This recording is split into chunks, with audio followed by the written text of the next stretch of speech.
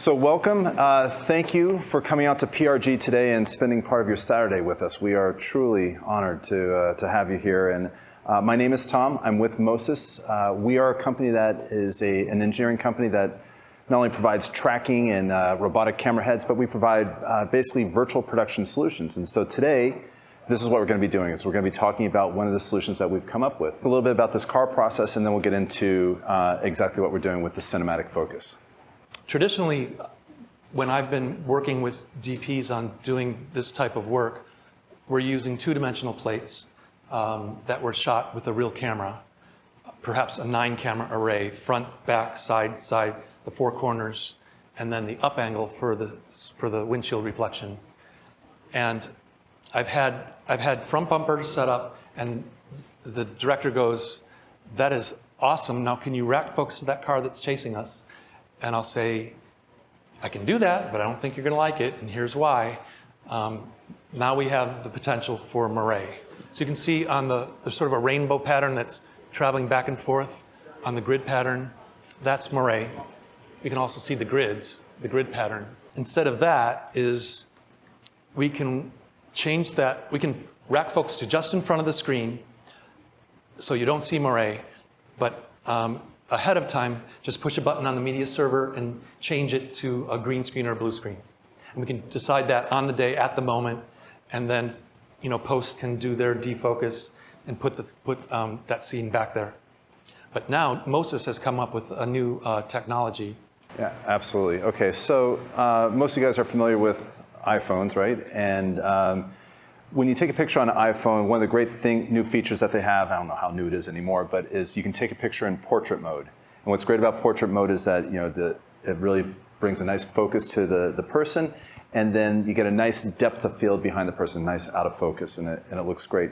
The same thing is true with an LED wall, where typically, as Scott was saying, we have a person stand in front of an LED wall, the camera's shooting, and you get a nice focus on there, and then this beautiful wall, so vibrant and lovely, is soft and out of focus, and that's unfortunate. You can't really do too much with it after that.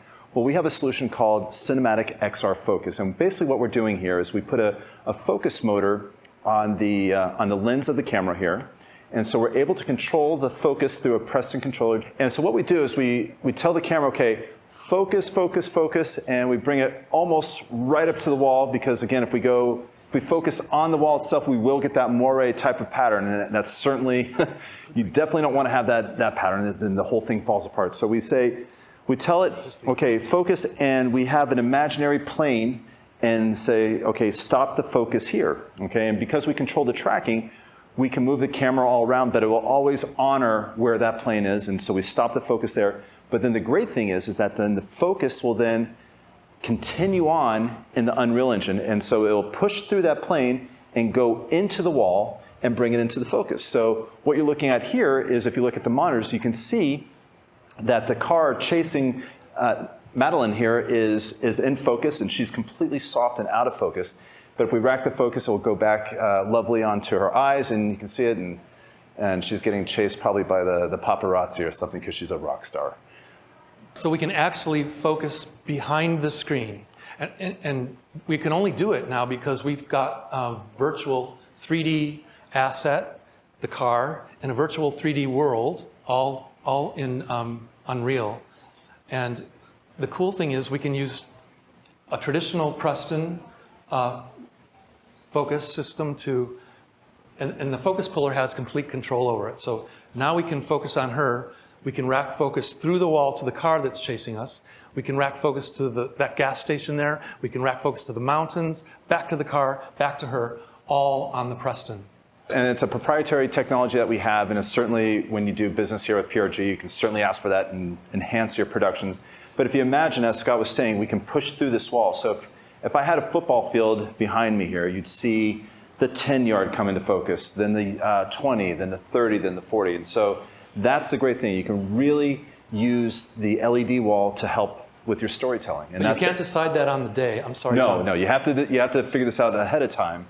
But that's because the if great you're going thing. to do 2D plates, you can't do it. If you're going to have 3D plates, then those assets have to be created ahead of time. So I don't know if you noticed, but there was a sort of a picture-in-picture back here. I was explaining it to Patty earlier. That all we need to see is the field of view of what the taking lens on the camera is seeing in high resolution. So when we were back over here, you could see the rectangle back there. If I would have panned around, you would have seen the frustum move. And then everything around it is all just for lighting and reflections. We put the same scene around it just so it's the same color, it's moving, and we've got reflections and lighting happening. And the frustum, the name of it comes from, it's a geometry term. If you've got a pyramid and you slice off the top of it, the plane that remains is called a frustum. That's just what it's called. And in this case, it's actually reversed because the frustum is actually is here at the center, and that's the bottom of the pyramid. Right. I've never told anybody that before, but that's my theory. It's a great way to and here, talk about it. Yeah. Our frustum is this blob shape that's shaped, a little bit larger than where she's standing. And as you see me move around, the frustum happens to be a blue screen. With Mo-Sys, we're always looking to enhance virtual production solutions. And so let's reposition, and we'll talk about the next thing that we want to address when it comes to storytelling and virtual production.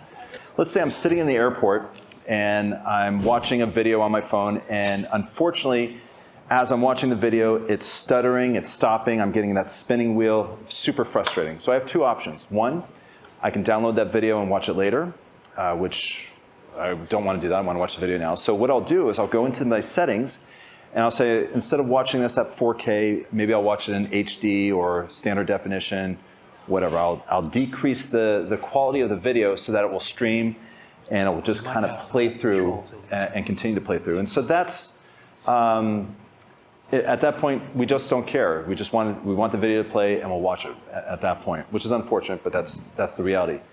The same thing is true when it comes to the Unreal Engine. So with the Unreal Engine, we have to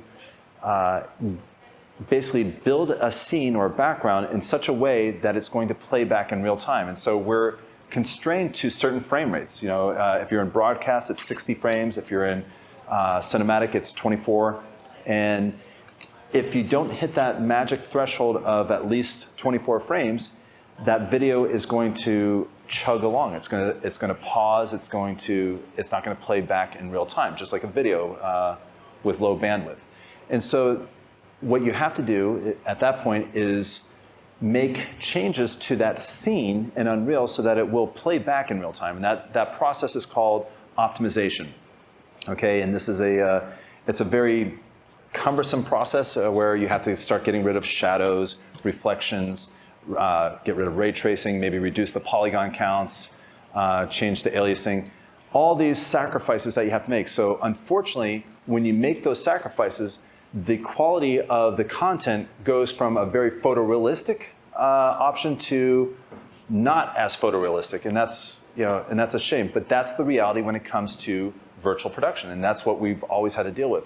Well, what we've come up with is a solution that we call NearTime, and the idea behind it is this: what we do is we're taking the tracking data from the camera and through our Mo-Sys Star Tracker, and we take the lighting data, the DMX. And then we take that scene in Unreal and we push that all up to the Amazon cloud.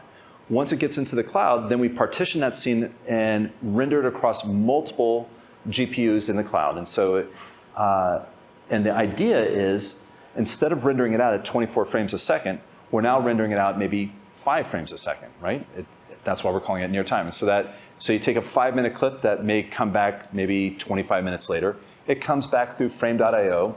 And then we bring it back down, we drop it into the NLE timeline, and in this case we put it into Nuke, and we're getting basically a final composite, fully rendered, final pixel solution without having to go to post. As I move, the frustum will move, and you can see the background is all, like if I stop, it looks like it's 2D, except they're moving back there. But as camera's moving, you can see parallax correction happening. So what we're doing here is we're able to separate Madeline out, basically we're calling Madeline the foreground. So we're able to separate the foreground from the background here. And the way we're able to achieve that is with that blue frustum.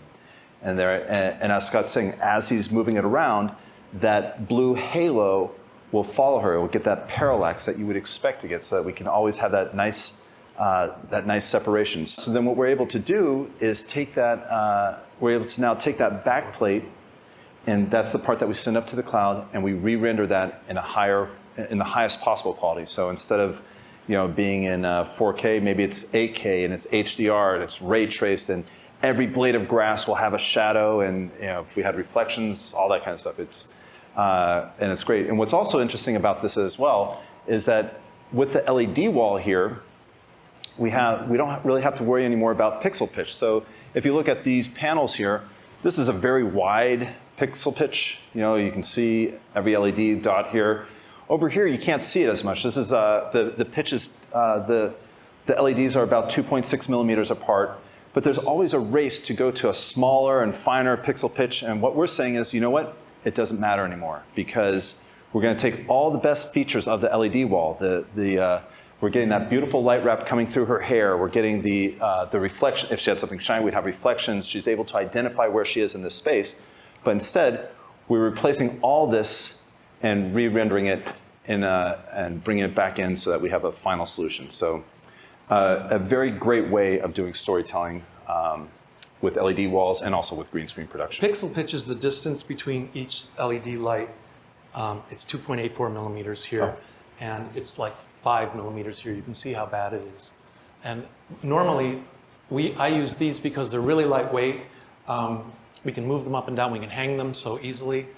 They're lower resolution, so normally I would have a smaller one over the windshield down low, but I have to put diffusion on it because oftentimes the distance from my sensor to the driver's eyes is the same distance as the reflection. So I'm focusing on their eyes. I'm also focusing on the dots. You see moire and all the stuff you don't want to see. But in this case, your own idea was, let's just build it big and put it up higher, and then nobody's going to hit their head on it. And this is the first time actually, as those street lights were going across the windshield, they weren't just blobs that I'm used to seeing with diffusion on it, but I could actually see all the detail in them, and I could even see the poles that was holding the lights up. So I'm going to consider this more for the future, although this would be probably a more expensive build than we normally do. But in this room, we'll talk about it more.